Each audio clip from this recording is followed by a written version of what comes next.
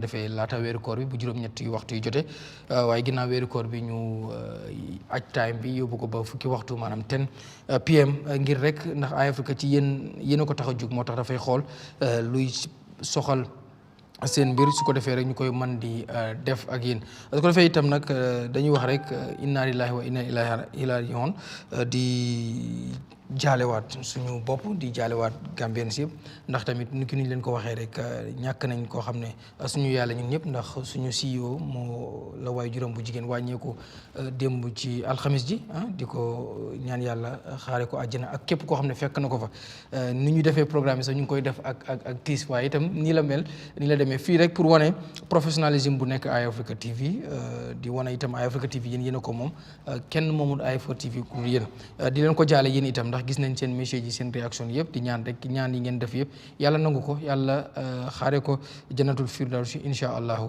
di mu ngi noonu su ko defee nag suñu gan gi tey mooy Mbodge Saidykhan di chairman bu UDP Diaspora chapter bi moom mooy suñu guest tey ci Talk to Eyeafrica ñu am mbégte nag bu baax pour am ko ndax am ko yombut du koo xam ne dafay faral di def interview lu bari kon nag buñ ko amee tey am nañ ni ko gars yi di waxee big fish dinañ waxtaan ci yu bari tey ci yu bëree bari waaye laata loolu yëpp dañ koy nuyu bàyyi ko mu nuyoo ak yéen ñu seetaan su ko defee ñu doog a dugg nag ci biir waxtaan bi Mr Saidykhan am nañ kontaan tey mbégte bu yaatu am la tey ci Talk to Eyeafrica ñu nuyu la bàyyi la nga nuyoo ak ñu seetaan. Garmi jërëjëf nuyu naa la comme lu nga commencé man tamit ma wax ne inna lillahi wa inna ilayhi raji'un maa ngi jaale the entire Eyeafrica lu ko dooree yenn staff si up to the CEO ba pare maa ngi ko jaale Gambia the entire Gambia because yaay kenn Gambia yaay ñëpp la so ki gaañu yàlla na ko yàlla xare aljana te yéexee ñu aduna noonu na waaw ñii dem ñii ñëw la wante tamit jël nuyoo bi nuyu jigéeni Africa because this month is International Women's Day lañ celebrate bu yaagut ni xam nañ jigéen ñi seen taxawaay si réew mi si aduna bi ñoo nekk si naako yi ñoo nekk si faro yi ñoo nekk si marché yi ñoo nekk si waañ yi ñoo nekk si kër yi ñoom seen bis su jotee warugal la képp koo xam ne mbindeef la ñu bokkaa ñoom celebrate ko kon maa ngi wax jigéeni Gambia gàcce ngalaama maa ngi leen a wax ne góorgóorlu leen si lu ngeen nekkee maa ngi leen a wax ne celebrate lañ leen man xam naa how strong women are because man ci parti bu ma bokka mooy UDP jigéen ñi they are more dominant in that party and they played great role te xam naa in other parties ak other areas jigéen ñi noonu so jigéen ñi ka ñoom ma jaale naka sant leen gërëm leen incha allah jërëjëf ba ban relationship nga am ak Ousainou Darboe waaw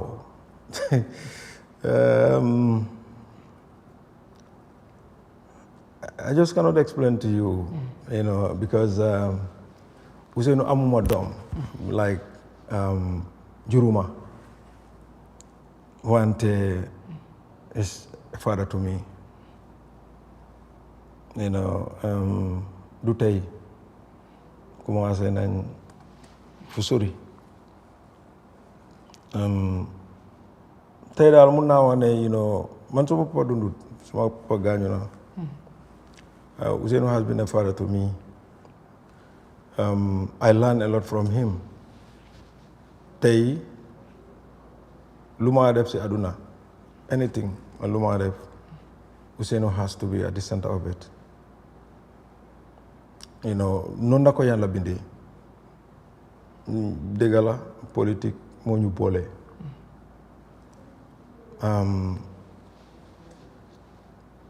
Man suma story bi is a very long story. Duma dee bugga yow you are very lucky pour nga am interview. Because suma wax bariwut and there are reasons for that.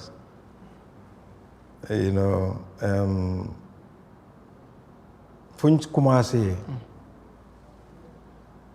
xam nga man personally suma politique suma idea in politics you know dama laa wax tuuti rek xam nga man there's one person who inspired me before mooy Serif Mustapha Diba maa ngi very young waaye ñu bëri ñi nga xam ne mag nañ ma foog naa remember nañ Serif Diba affaire yi de butut saaga Serif Diba vice président la woon mu resign because ñu ne rakam moom lañ jàppa mu ngi smuggle butut Sénégal for me that was very very important here is somebody koo xam ne ni moom defu ko de waaye rakam lañ jàppa mu resign and he went and formed a political party loolu that is very very rare so Serif was one person who instigated inspired me léegi 1996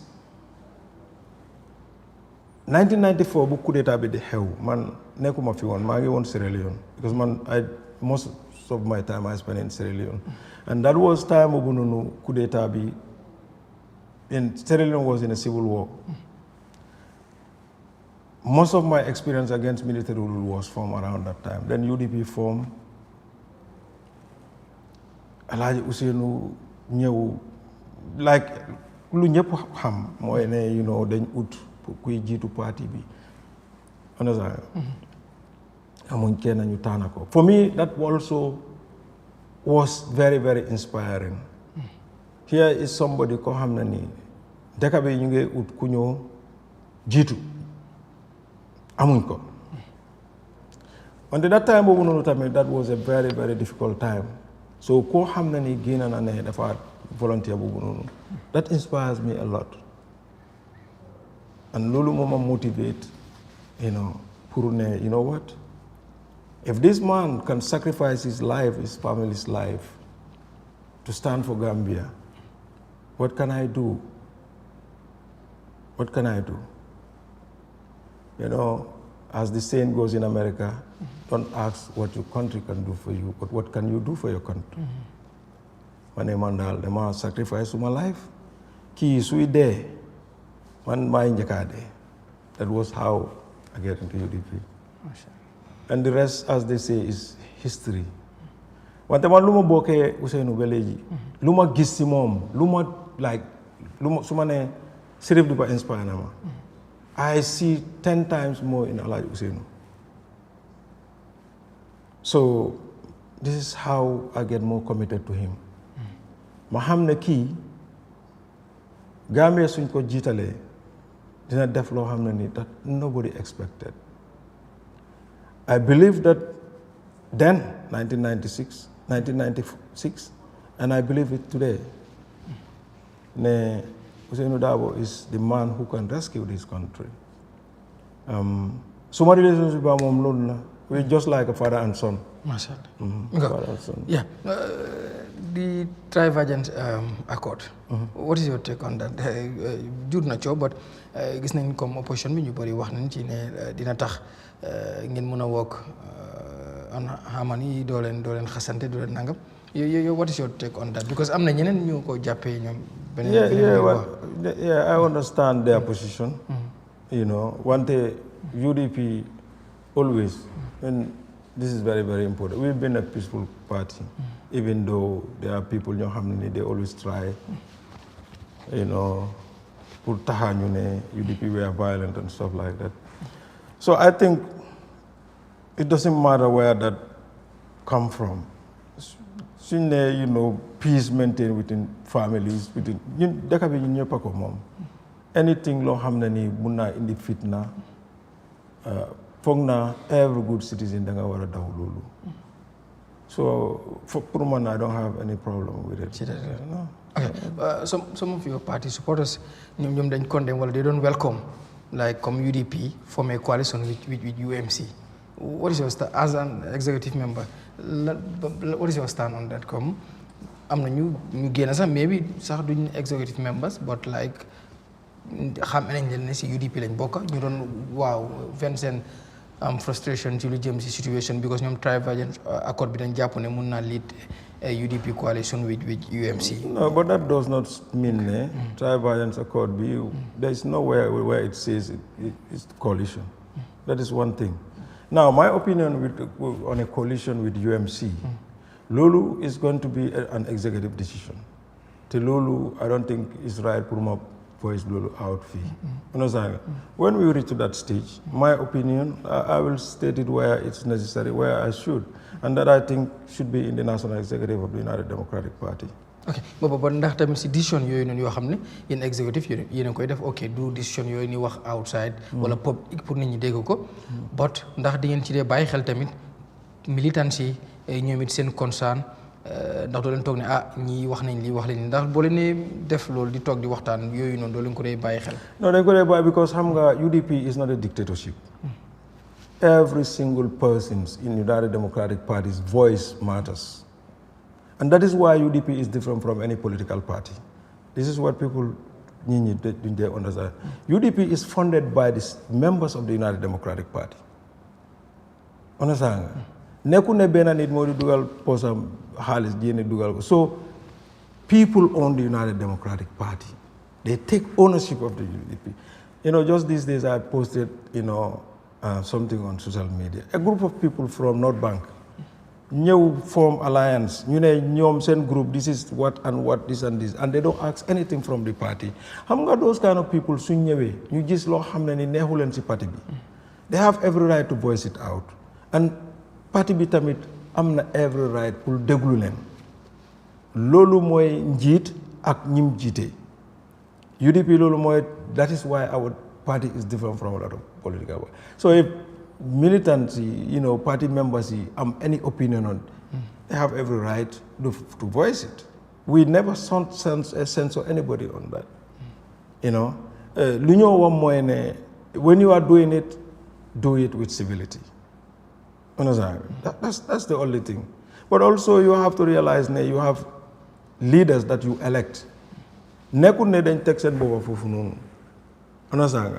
should also consider that those people, decision that they are going to make is going to be on your interest and the interest of the country.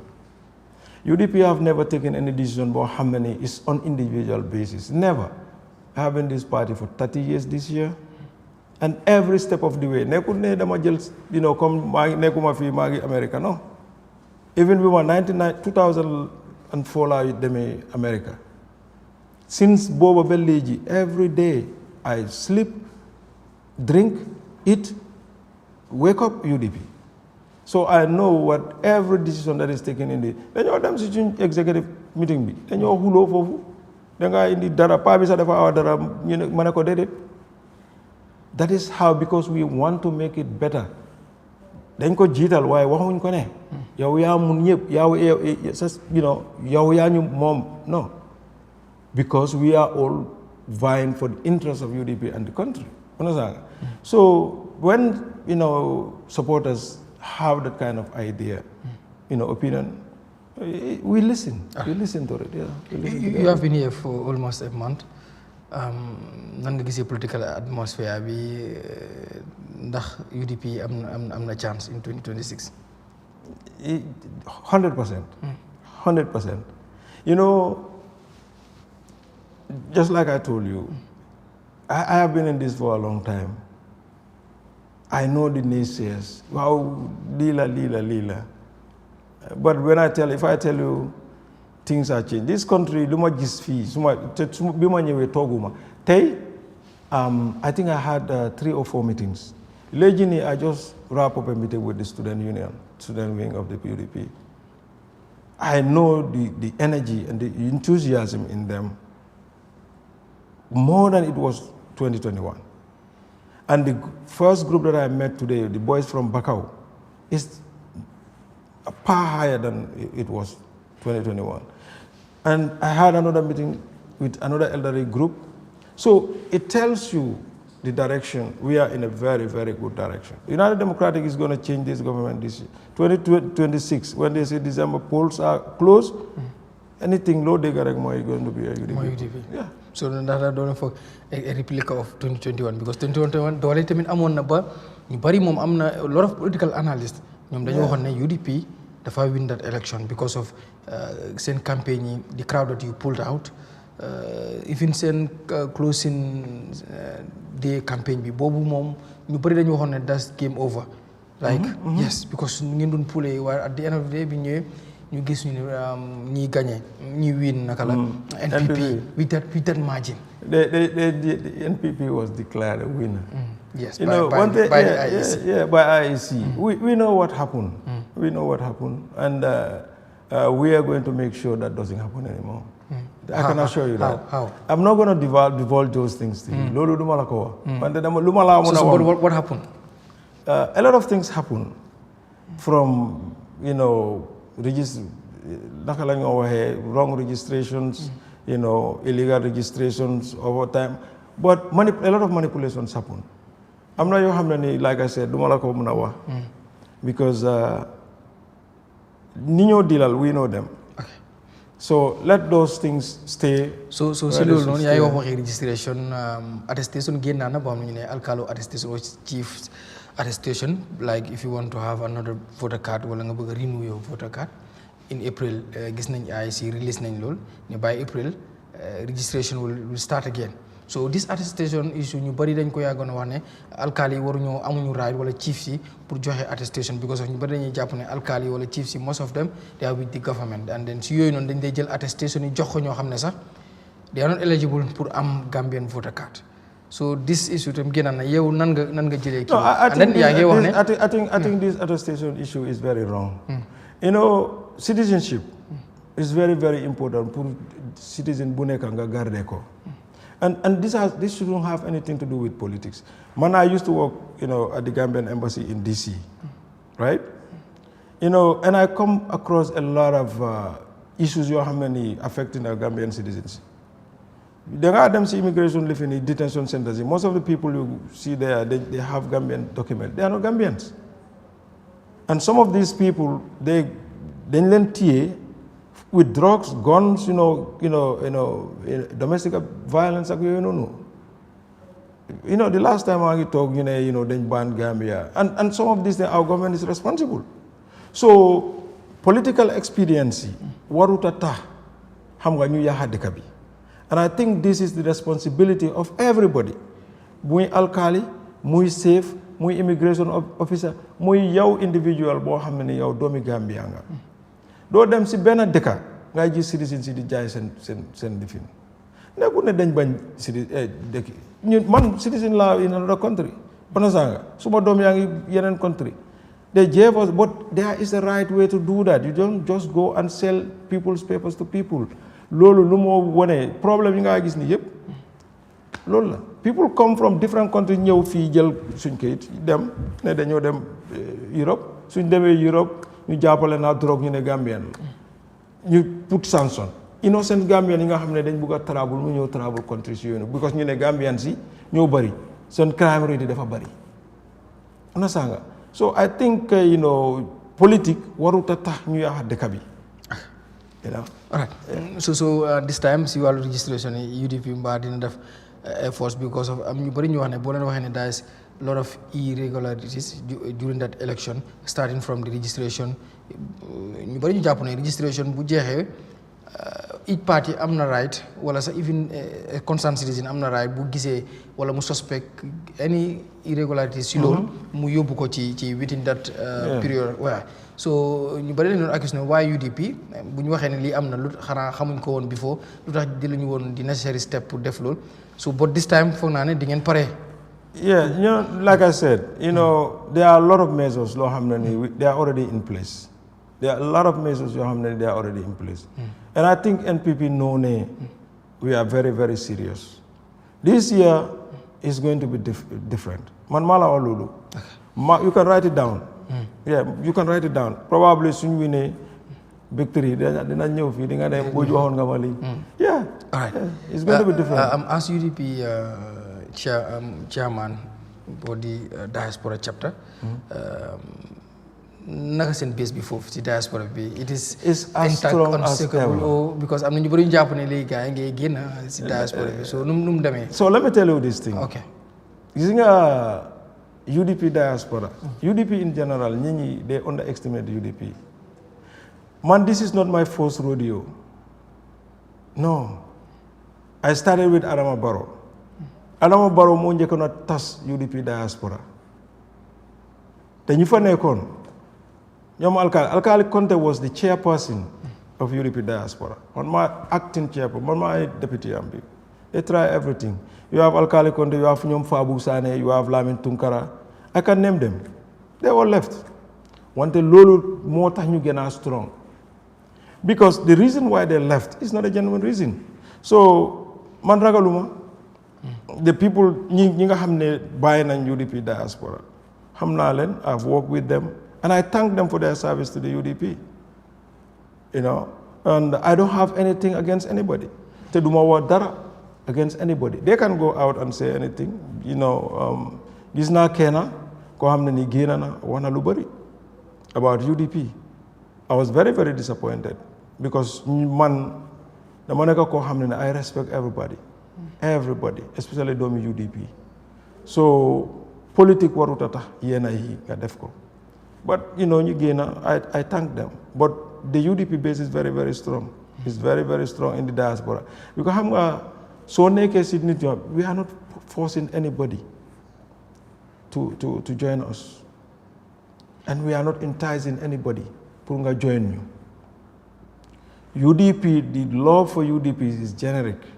Nit ñi ñoo dee gis UDP. Let me tell you what it. Time maa dem America 2004 time boobu noonu UDP diaspora was few people ñoom Seydou Mbalum nga daan interview maa ngi ko gis fi the other time ñu ñoo nekkoon Bronx time boobu we had only France and we had the New York chapter.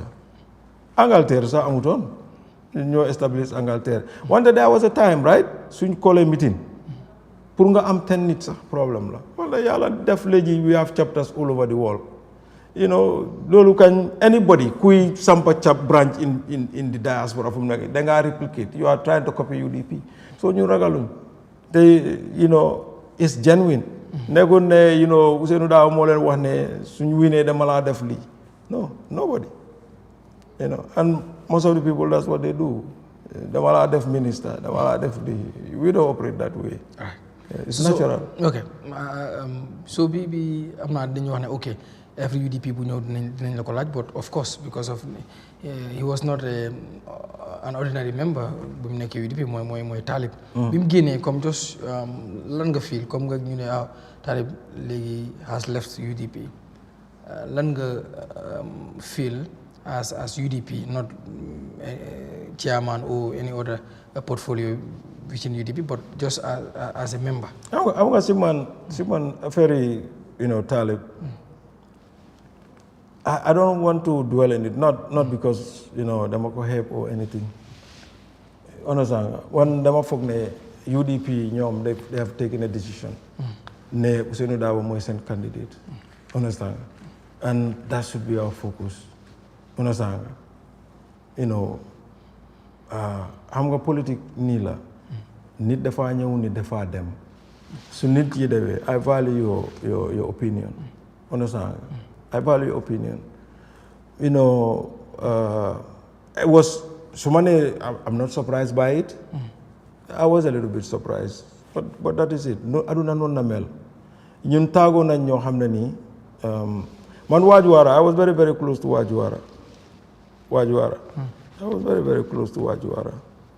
Wante dem na, you know, do affaire Talib, wante there are ñoo xam ne nii I was very, very close to. Because yàgg nañ am na ñoo xam ne ni they are like waxuma la ne ndey ak baay understand so soo gisee façon yooyu noonu you know you think but at the end of the day aduna moo mel noonu nit ki di nga doon loolu rek nga doon understand so for me I just see it as you know an event lu xew understand nga but man suma focus has always been UDP and Ousainou Darboe. on the Gambian people. That's it. And sorry to ask you this, but I have to. Because dafa ñëw si public domain bi moo tax te doo ñëw ba fii su ma la ko laajul I will disappoint my audience and I don't want to disappoint them. Yeah, and this is because dañ toog gis benn journalist koo xam ne who is a colleague mu binda on social media binda loolu sax mu jur controverse yi ñu bari wax si comme binda ne the Lord Mayor of Banjul dafa bugg a bàyyi génn UDP dafa bugg a génn NPP UDP dem NPP but the reason lu tax demut yow bokk nga si and dem na ba tudd ci loo xam ne bëgguma dugg ci loolu but bind nañ ko ñu bëri gis ko lan mooy dëgg ci loolu because of cool yi bëri na si mbir dafa bëgg a dem waaye jëkkëram moo ko nekk di kal te yu bëree bëri wax nañ ko si lan moo si am. So xam nga Garmi, it's difficult ñaari nit politics family nekk politics understand nga man UDP suma family la and everybody in UDP man dama ko jàppa comme man dama ko wax man awma banta bu ma dóoree doomi UDP even ñi nga xam ne bokk naa ñoom benn groupe wante bàyyi nañ man duma nit boobu noonu nit mooy jël man suma xaj nga dóor ko wante man duma dóor doomi kenn so understand na ñi dee wax loolu ne su Rohey demee dama koo bàyyi the same people ñoo dee wax tamit ne ñeme ñu ma Rohey when all these things are happening waaw jabaram la moo lifin even though li xam nañ li ñoo wax ne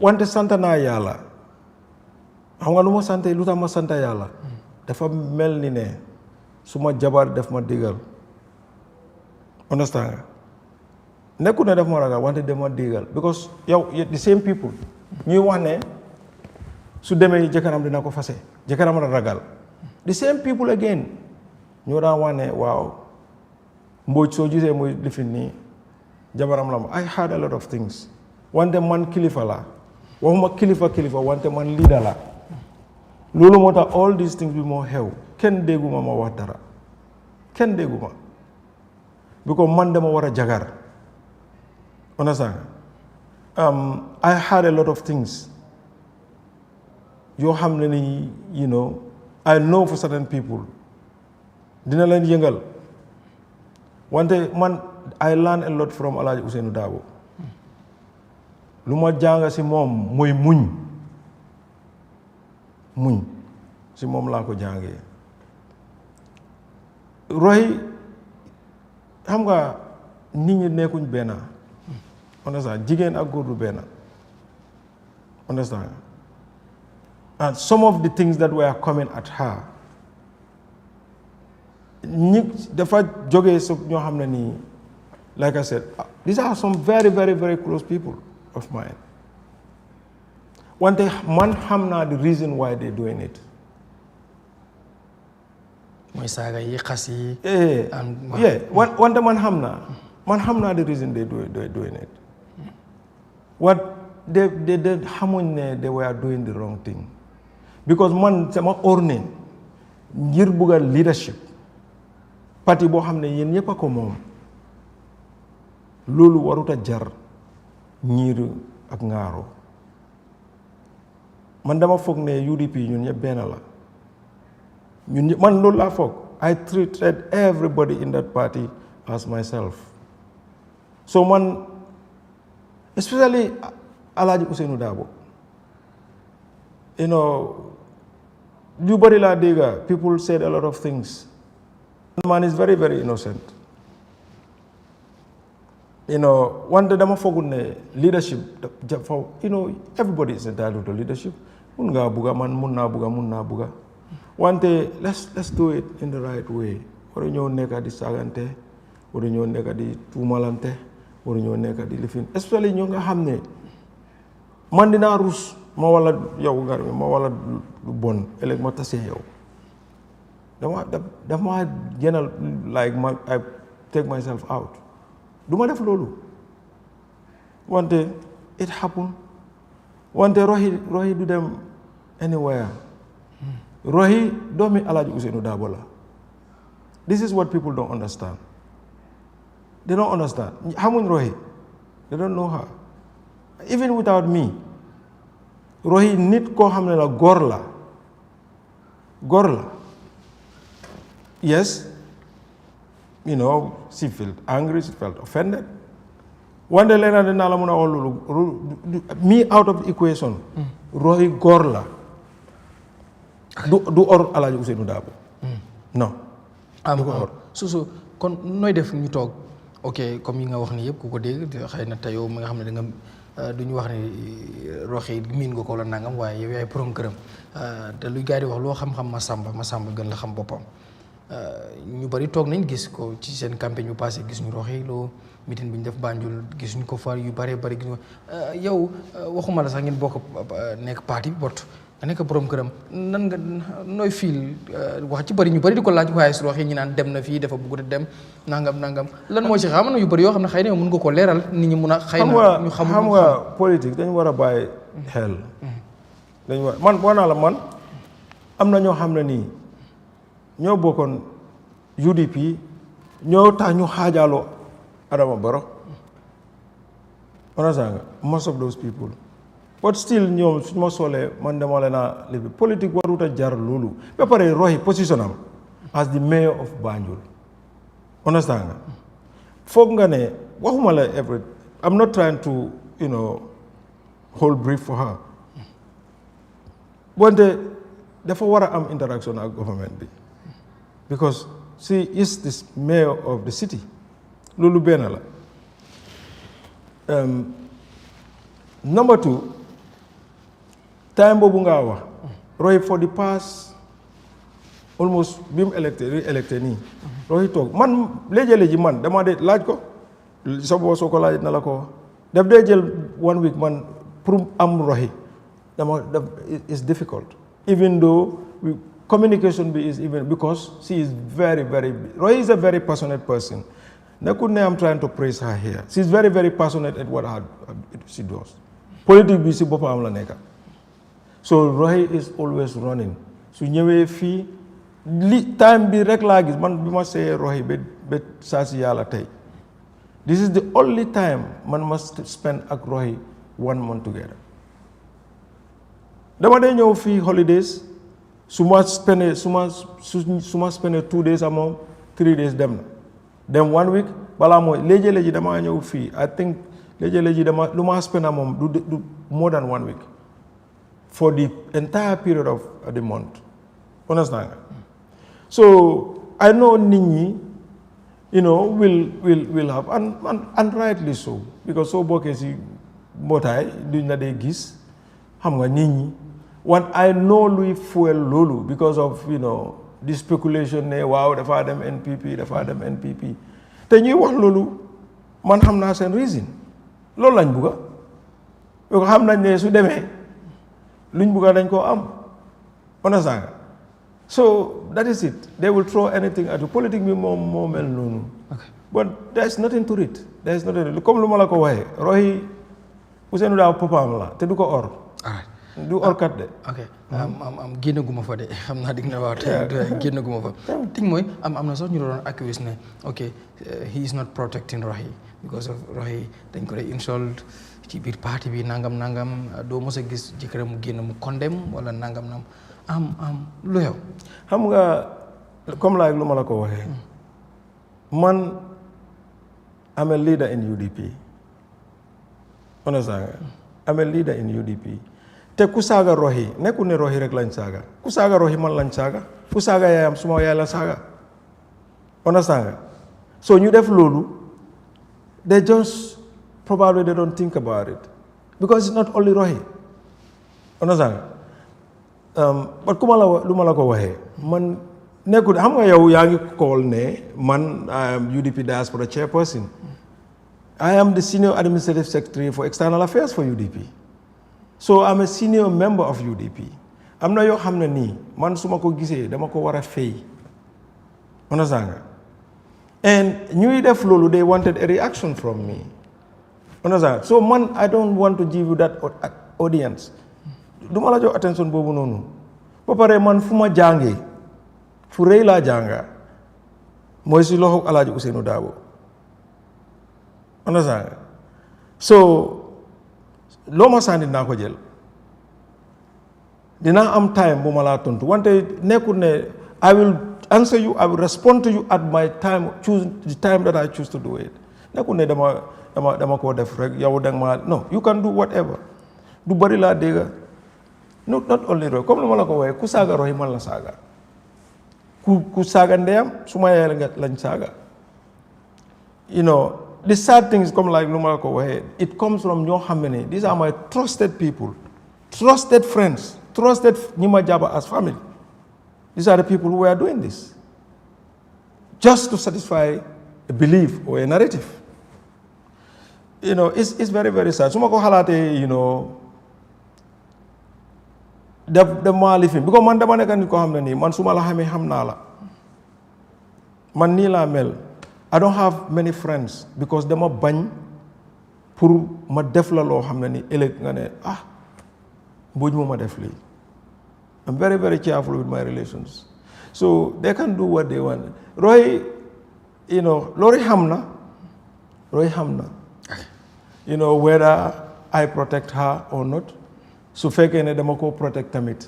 Duma gena ne ni lay def. I do it suma own way. Understand? Wante ñu xam nañ. Yeah. So bi doon génne def interview boobu. That interview bi nga xam ne daanaka moo fuel yu bari biir UDP sax interview boobu na ndax waxoon na la ko àndoon nga ci interview boobu mu ko defee defe naa Eyeafrica on sunu réew mu wax ci lu bare sax wax lu film mel ni koo xam ne dafa nekkoon di génne lu nekkoon si moom. bi nga ko doon seetaan loo yëg wala before bi mu lay wax ne maa ngi dem Eyeafrica waxtaanoon ngeen ci yow lan moo nekkoon sa advice and then bi nga gisee li mu wax noonu ndax dafa li ngeen waxoon. su ma la waxee you will not believe me. You know, hanga man am na yoo xam ne nii because dama nekk nit ko xam ne nii ma very, very sensitive. I know. I'm very sensitive to certain things. am na loo xam ne su xewee dama I shut down loolu laa dee def so nekkut ne dama ko xam understand nga xaw ma ko yëguloo woon ko non Rohey xam nga Rohey is very independent and daf laa wax lu nekk si moom understand nga that is what Rohey loolu mooy difference am with a lot of people understand nga so loolu la ñu bëri understand you know dama understand where she was coming from dañ ma def nii dañ ma saaga understand nga jigéen xam nga jigéen la understand nga so man ci angle boobu laa ko lifinee yeah wante it has passed we've passed it dafa and lum reveal a lot of it come to pass understand yeah although it was hard ñu bari mer nañ yeah man mi mer naa because man UDP soo laalee UDP man UDP is in my blood because I spent 30 years of my life protecting UDP so hanga loolu moo si nekk at you know yeah so yeah one last question about Rohey and then ñu jàlla mooy no field seetaan Rohey during the local government commission of inquiry mooy bi ñu doon kii gis muy testify yu bare bari coow li wax ji fii am bi nga seetaan testimony wala one of these testimonies I don't know whether you are following all her testimonies lan nga doon yëg as a husband no am nga this is partnership understand loolu la ñu war a understand is partnership sa partner la it's good either good or bad dead or alive hanga loolu la so yeah I have some feeling but xam naa ne Rohey Rohey is very very honest she's very very hard working understand nga and she's a very fast learner understand nga so that is what makes Rohey different from a lot of people yeah that's really what makes her different from a lot of people so commission B is unfortunate it comes out but xam nañ ñun ñëpp xam nañ what the commission is about so ko say is just a witch hunt yeah it's just a witch hunt so ñu bari jàpp ne xëy na sax foofu moo tax Rohey right now ñu bari jàpp ne xëy na mu bëgg a dem NPP. dégg naa stories yooyu yëpp. dégg naa so wante man musuma toog benn bis like I said man I know Rohey. Rohey suma jabar la xam naa ko. Rohey de dem bàyyi because of that because of commission. Moom bàyyi UDP dem NPP for what? Protection comme ñu bari ñu jàpp ne xëy na this local commission dafa reveal yu bari si moom yoo xam ne xëy na ñu jàpp ne warul joon yoon report bi war a génn ak yooyu. non loolu du tax. that is nekku ne Rohey rek moo nekk si commission bi. so what is it? Nothing. So loolu ga ñoom. dañ foog loolu rek loolu seen thinking na ne probably that is it but like I said. People will fight. I'm not time boobu xam ne am na yoo xam ne I don't want to even dwell in it. But dama dégg lu bëri. lii moo tax muy dem NPP. lii moo tax muy dem NPP soo gisul demut NPP jëkkëram moo tax def koo fase. waaw understand. yaa ngi wax Buba story Buba. Buba is not the first person koo wax loolu. People said it even before today, even before all this brouhaha. dañ ko dee wax ñeme ñu jëkkëram su demee jëkkëram def koo fase. Man takuma Rohey pour politics no. so nan ngeen nga baal ma nan ngeen di dundee politics bi ak sëy bi bëggumoon dugg sax si mbiru la but like dafa nekk si public de waaw naka ngeen koo dundee separate lu ma gis nga man su ma bëggee def loolu Ousainou Darboe sax si boppam moo maa jël yar caw ma su ma waxee Rohey dara loo xam ne ni affaire politique no man am a very very independent. I'm not like other people. One day, I live in the West. I know how politics is. Now, how many, jagar gi dafa neka NPP, jabar bi neka benen party. It happens. It happens everywhere. So I don't see why here lolu wara neka problem.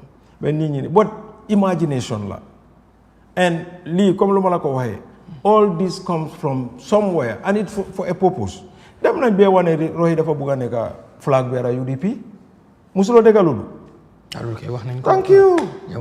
yow foog nga ku xam ku nekk si maynam. because loolu xam nga lan lañ doon wax. liñ doon wax mooy ne Mbodge Saidykhan mooy ut Ousainou place Ousainou Darboe. because soo ne Rohey moo bëgg a place Ousainou Darboe man ngaa wax.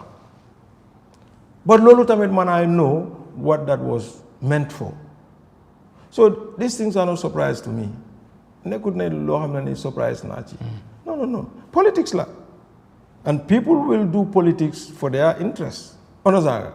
So it's just a matter of yow xam what the game these people are playing. Either you play along or you sit and watch them. The man I prefer to watch, you do what you want to do. So, but est-ce que Rohey tamit bokkul ci luy fuel luy xew ni yëpp because xam nga ok she's a busy woman comme nu nga ko waxee engagement she's committed dem fi but léeg-léeg am na yoo xam ne fii la koy fekk doo ko si dégg doo ko ci ak lu mooy yóbbu doo mos a dégg mu ko dem léegi heure bu waxee bu yàggul la génn si seen plateforme waxaat so waaw yooyu noonu tamit est-ce que du moom mooy fuel ndax moom est-ce que du moom ko bëggee noonu sax. Gar mi Rohey la understand nga all the speculation la ñuy doo wax dara nekku ci understand nga I can assure you ne Rohey is going to campaign for Alhaji Ousainou Darboe yóbbu ko State House 2026. Loolu man wala ko wax. Mu organise a very successful event last Tuesday. Mu am tamit special guest bu ñëw muy Peter Obi from Nigeria mu gis mu am benn wax bu daw yaram bu wax Ousainou Darboe I am a mayor because of you. So I'm known everywhere because of you. waaw wax boobu ñu bëri siyaa ko ñu bëri kii si and ok dafa mel ni lu nit ñi di wax ak Rohey moom su ñëwee bu wax leneen liyaa sometimes mu wax ak different so ñu bëri ñu ne waaw ñu ne daal léegi sonn nañ daal xamuñ laa lan la ñu téye ndax Rohey bu yuti fi la wala Rohey dafa dem. aw nga loolu moo tax ma ne la Rohey du or Alhaji Ousainou Darboe no you can take that to the bank du or Alhaji Ousainou Darboe te man nekkumut ne pour man la that is her nature Rohey nekkul orkat man tamit ma la wax loolu yeah xam nga Rohey always said something yaa nga su pressé Adama Barrow understand you know because lu mu ko praisé foofu la te roy loolu na mel yow soo ko defalee lu baax dafa taxaw wax te xam nga politics you know some of us man understand na how these things come from understand but the reality is bottom down is that the fact is Rohey is not going anywhere. Okay. Rohey is going to campaign for Alhaji Ousainou Darboe in 2026. In 2026, inshallah. You know, see National Assembly Special Select Committee report being given about Jammeh Commission send report send commission being amalon non report bi génne nag bari na wax nañ ci yu bari report bi is 300 plus pages.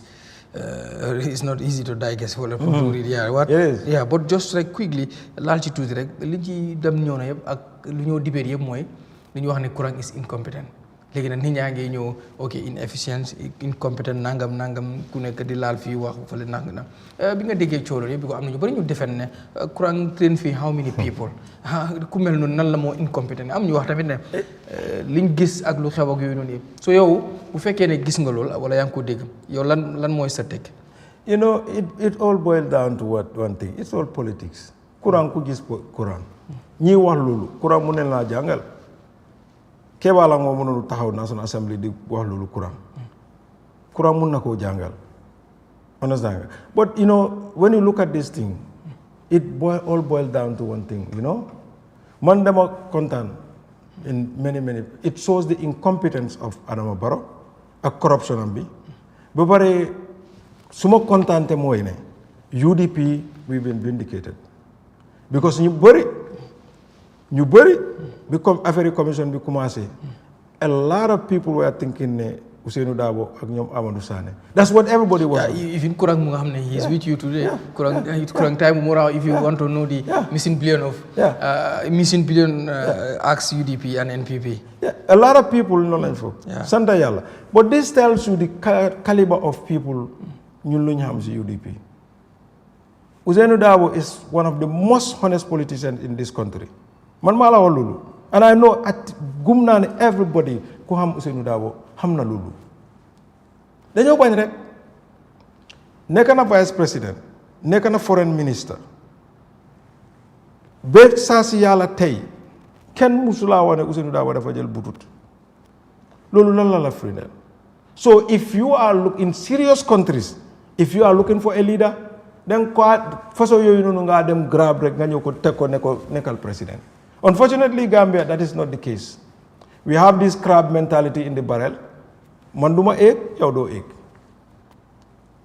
understand nga you know our situation is very sad and I think we all need to reflect Gambia ndeysaan it's very sad Sénégal mi nga xam ne 20 years ago fii la ñoo ñëw ut garab seen lopitaan yi mun nga maa wax ne tey suñu education system bi ak suñu education system 20 years ago moo bon gën a baax bu léegi it's not the cost of living ñu ngee dugga si and everyone see it now we understand ne everybody has your right understand nga far fu la foo bugga one at some time we have to be serious Gambia we need seriousness in our politics not just sitting down in social media or platform di wax lu kenn xamut let us be serious for once it's long overdue this country is sinking so na am nga yaakaar si government bi pour mu implement recommendation yi because joxe nañ a lot of recommendation on the report mooy report bu National Assembly Special Select Committee bi def ndax am nga si yaakaar because président Adama Barrow nga baal ma président Adama Barrow during that time bi gala gi ne yëngal coow li bari defoon na address on nation bi wax ne dinañ constitute committee wala commission boo xam ne dina investigate Jammeh commission seen liggéey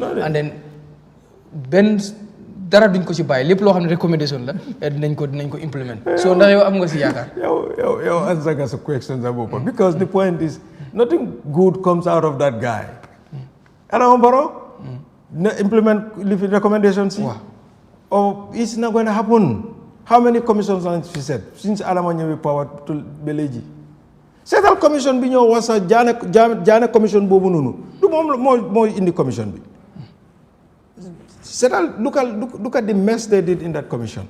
Then you expect them to, recommendation in commission boobu find any commission boobu for them to implement. It's not going to happen. It's just gimmick. Understand nga? It's just gimmick. Du ñoo wax yëpp just few days fàtte nañ ko. How many commission lañ set? Recommendations, white paper fële, truth and reconciliation, yëpp a ngi tegu. He cannot do it. He cannot. The man is weak and he's complicit in these things. He's complicit. How? But he's the president. He is the one who selects these people to lead this commission. So, by association, he's complicit. You cannot take Barrow out of this. You cannot take him out. Lolo mo daki mo ne. Amodi Jammeh commission. Yeah. What Jammeh commission buñ ko set up bobu Ousainou was there. What was Ousainu's responsibility in that? I mean, once then dafa attend cabinet meeting, then discuss and then. But cabinet, ku nekk dafa joxe sa opinion. And the majority carries the vote. You vote on issues in cabinet, right? So that was it. One day, man hamna Ousainou, I know him. He's not going to take any rash decision. He's a very, very thoughtful person.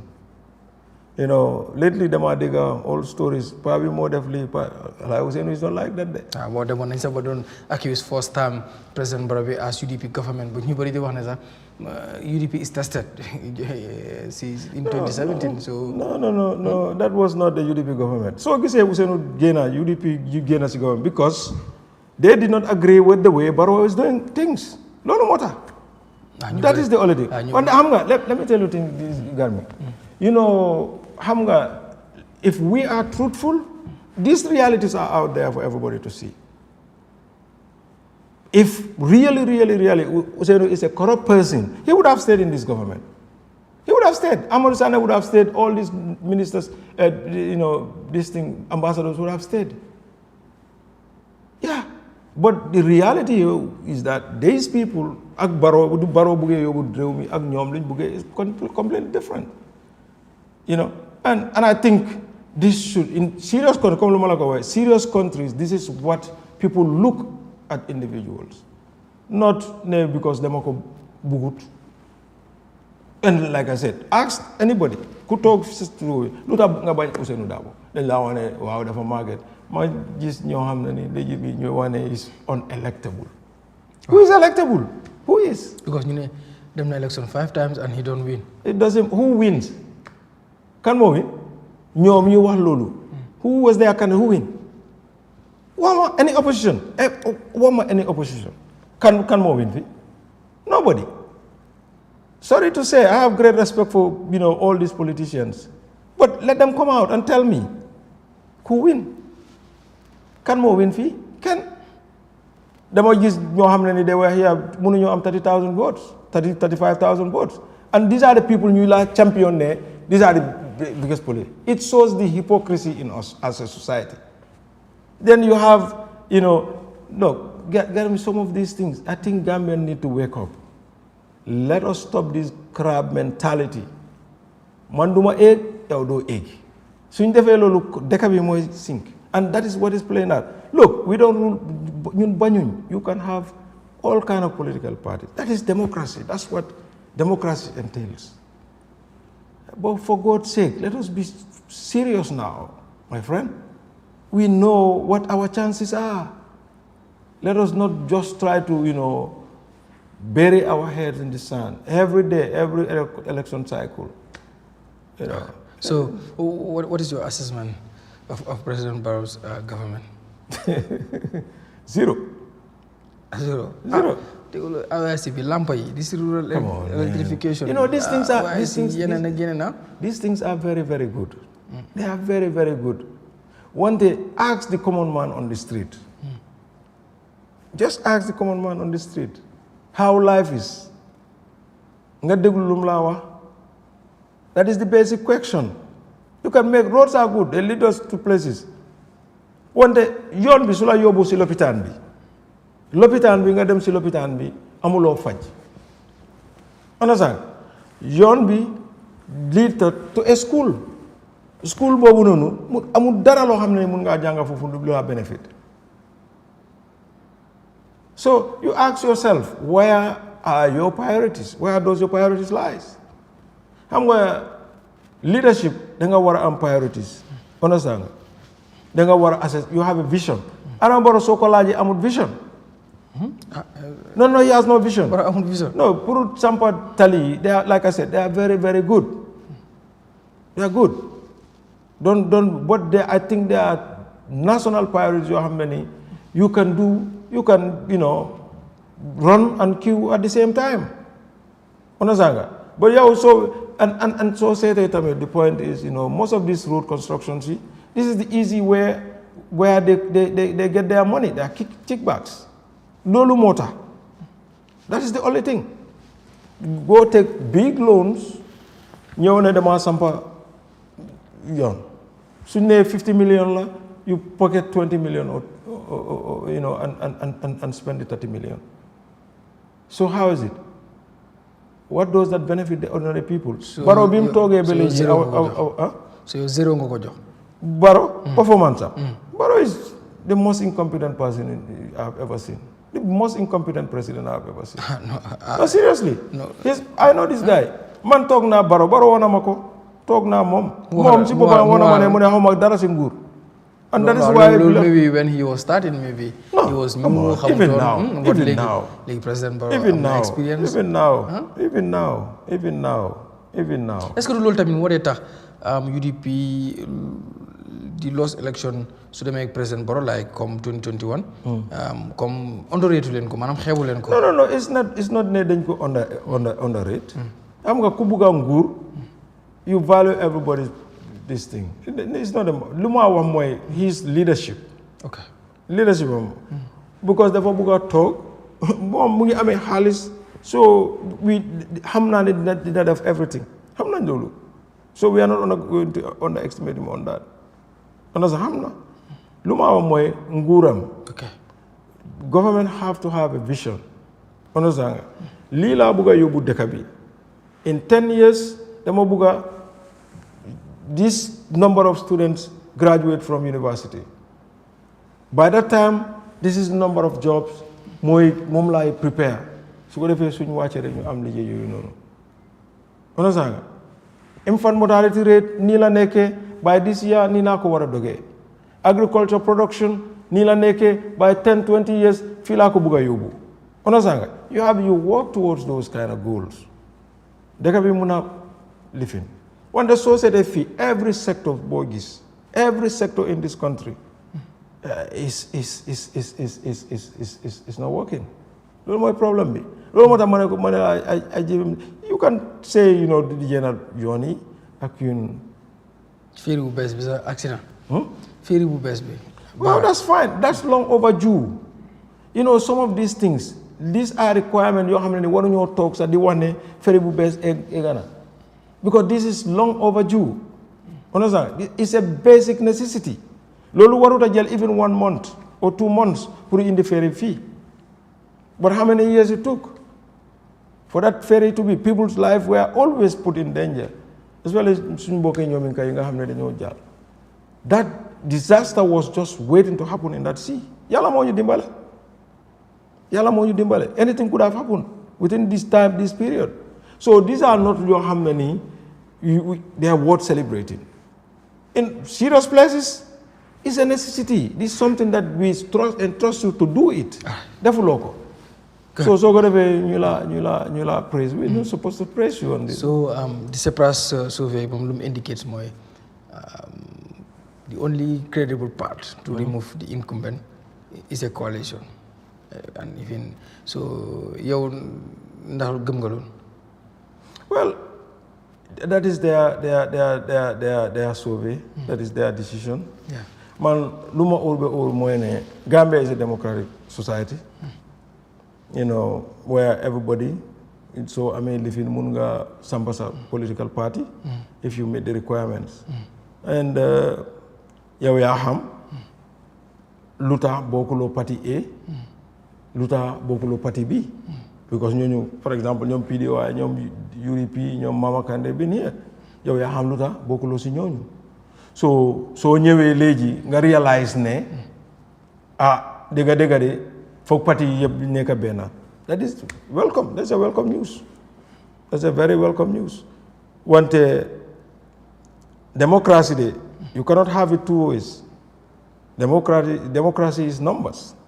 If you truly believe in democracy, it says numbers. And unfortunately, fortunately, suñ fii is winner take all. So ku la ëppale benn vote, you take it. So if you believe in democracy, principally democracy is what you follow. Understand nga?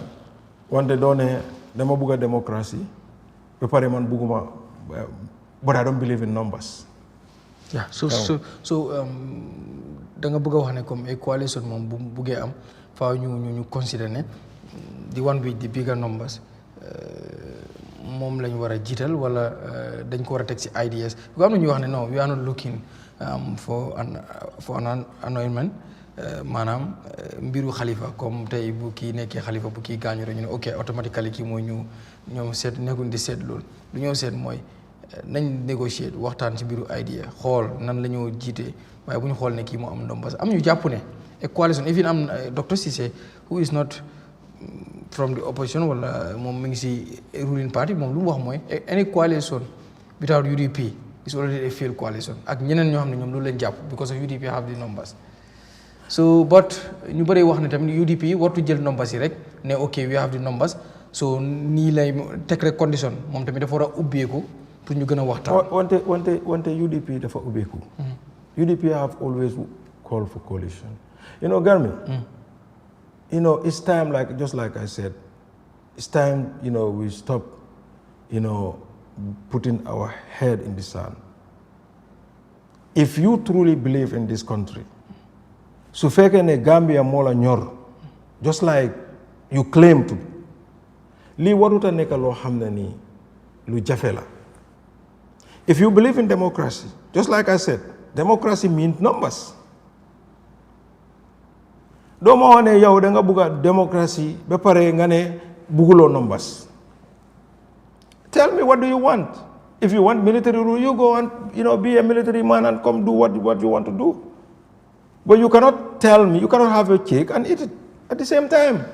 You cannot tell me dama bugg a democracy ba pare nga ne democracy lu mu entail, you don't want to do that. Democracy is numbers. Who especially fii dañ ne ku jiitu sa borom benn number. Tell me, political parties yu nga xam ne ñëpp a ngi wax fii kan moo am half of what UDP get? It's opposition. Yeah, it's opposition bi. Just imagine. So, and UDP, we are not trying to say, close our doors. We're open to everybody. We will listen. Nga ñëw sa idea. But yow su fekkee ne yow believe nga ne coalition moo war a génne government bi. Well, what do you think is the best way? So 2026 ndax foog nga ne a change of regime dina am without a coalition? Like a single party can do that? Well, or let me ask you, ndax UDP mën na ko def? xam nga ñun UDP ñun always dañ gëm suñ boppa. dañ gëm suñ boppa. UDP, we always believe in ourselves. Yes. Yeah. So if the requirement comme nga ne sobe bi ñu ne coalition. Okay. That's fine. So we are not going to deny it. Coalition. No. And we are working on it. We are talking to people. Understand nga? Yeah. But dafa melut ne su fekkee ne amut ñun loolu dina tere ñun demuñ. Okay. Yeah, UDP will always do what it thinks is right for this country, by this country. Okay. Because ñun at the end of the day, UDP is not for UDP, it's for the Gambian people. So that decision is always wante leen tamit da nga war a xam ne a doctor here, doctor bu nekk Banjul fii wala ministre bu nekk mu ak ki nekk Basse faama koo xam ne nii si faro bi la nekk ñëpp a am benn vote de. And everybody's voice matters. Yow doo toog fi nga ne man suma voice moo gën koo xam ne nii mu ngi si dëkk bi si dëkk ji. Understand nga? No. So if you consider ñuy wax fii ne lii ak lii Consider those farmers that are out there. These people are the ones who are toiling under the sun. Jafe-jafe yi nga gis ci daw mi yëpp ñu toog fii, and this is why ñu ngi dugal seen boppa ci ñax bi ci affaire coalition bi. All right. Finally, what will a UDP government look like? UDP government will be very, very inclusive. Very, very inclusive. UDP government is going to be based on competence. Not pour nga nga dem jël tama wala lifin ngay tagal Ousainou Darboe moo tax ngay am position. No.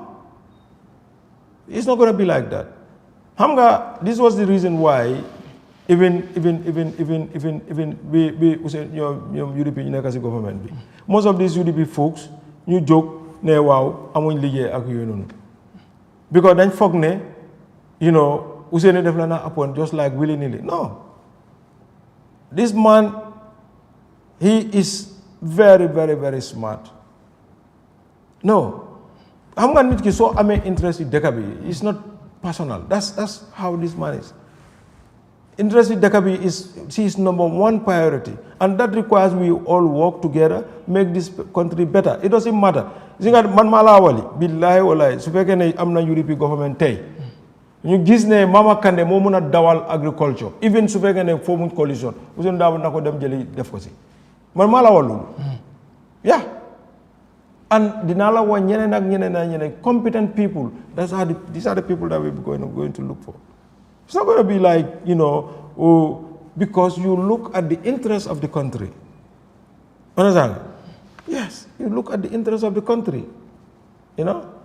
His argument has always been, competency. Ousainou, that's how he bases his philosophy, competency. And Dakabi, time him neke foreign affairs. He di ko tumal wow, luta muy jël diw. Ousainou is a very inclusive person. He's very, very. When you see a real citizen, a real patriot, that's Ousainou Darboe for you. His interest has never been for anything but for this country. So, dama dégg ñu bari def wane waaw su toogee dafa feyeku ak yooyu noonu. Ousainou, typical example. Yahya Jammeh amul lu mu defut Ousainou Darboe. Dafa génn si kaso ñu laaj ko mu ne leen balal naa ko. Let me tell you one story. Doomi Fabakary Tombong Jatta. Fabakary Tombong Jatta mi nga gis ni fii. Doomam bu jigéen. Jógee na fii dem America. Amul fu moo dem. Doomi Ousainou Darboe moo ko jël ak jëkkëram jël ko yóbbu ko këram. Dëkk foofu noonu for couple of months. Mu soog a dem si brodam. Xam nga su fekkee ne Ousainou Darboe nit ku bon la. Dina wax doomam daxa ko. Ndax loolu. This tells you the kind of person this man is. Fabakary Tombong Jatta dafa wax lu nekk about Ousainou Darboe. Doomam bu jigéen fii la jógee dem America. Doomi Ousainou Darboe doomam bu jigéen ak jëkkëram ñoo ko jël mu stay ak ñoom. So Ousainou amut any hard feeling for anybody in this country. ñu ko bañ ñoo dee fabricate lies against him. I don't know what they fear for. Ousainou ñim taxawal fii ci dëkk bi you can count them. The entire list of people. Ndax militants yi tamit nekk ñu ngi jàppale am Ousainou bu ngeen wax ne UDP yi dañ agressif soo waxee lu leen féebawul rek that day moom wala doo nelaw they will attack you wala léeg-léeg dafa am ñuy mbubboo UDP just to attack people wala so there's a many layers to this thing. Xam nga sa enemy su la mënut a jot def laa try pour taxal la. This is UDP citizen. One thing I can tell you about UDP. UDP members are the most passionate, the most patriotic citizens of this country. They are very passionate because dëkk bi lañ bugga. Loolu la ñun di jaawale as aggressive. Xam nga soo buggee dem ba bugga dara and that is the Gambia. Then gis ne these people are standing for the right of the Gambian people. Gambia man su ma la waxee luñ am sometimes soo waxee nit ñi ne waaw UDP soo waxee ñu ne luñ daj man I leave it loolu moo tax yéen a dama dee wan nit ñi ma leen there are many stories yooyu lañu xaar ba yàlla def ñu win government bi nga toog yéen ay su ma ko woyee dangaa jooy wallahi dangaa tel sa loxo nga teg ko sax what UDP went through. So some of these supporters, they see the passion. It's just passion. But people, suñ opponent yi dañ ko dee gisee ne waaw they are aggressive. UDP is the only person ñoo xam ne dañoo génne seen own xaalis dugal ko si seen parti. xam nga ko comme yow nga baal ma sax si loolu am na ku toogoon fii di laajte ne seen fondation yi ngeen defoon noonu ndax ñëwut comme da ngeen ko dee def nii wan tiital nii am na ñu bëri jàpp na sax ne since bi taalib génnee seen parti bi léegi moom pour ngeen am fondation du mën a ne so waaw fondation bi ndax mu ngi ñëw nan la ree demee non xam nga everything time la ok ñun we don't operate on these things understand nga and I don't know let people say what they want to say lu bari lañ wax understand nga leena de dinaa la ko wax UDP ñu nekk UDP they are people of values dañ am integrity and they are very very honest people. Thank you so much Mr. Saidykhan. It was a pleasure having you. Bëgg nañ lool di la gërëm tamit because xam nañ ne busy schedule bi tax xam nañ ne yaa ngi ci yeneen yitte waaye teewul bàyyi nga yëpp nga ñëw wuyu si suñu invitation bi kontaan nañ trop pour am la ci Dr. Eyeafrica and then we wish ne this will not be the last time having you xam naa ne xëy na du yomb waaye dinañ tryaat so boo amee benn message boo bugg a bàyyi bi ko xam naa ne this episode mooy nekk last episode si weeru koor bi because next Friday dafa nekk korité incha allah loolu moom ma bàyyi la rek nga tàggoo.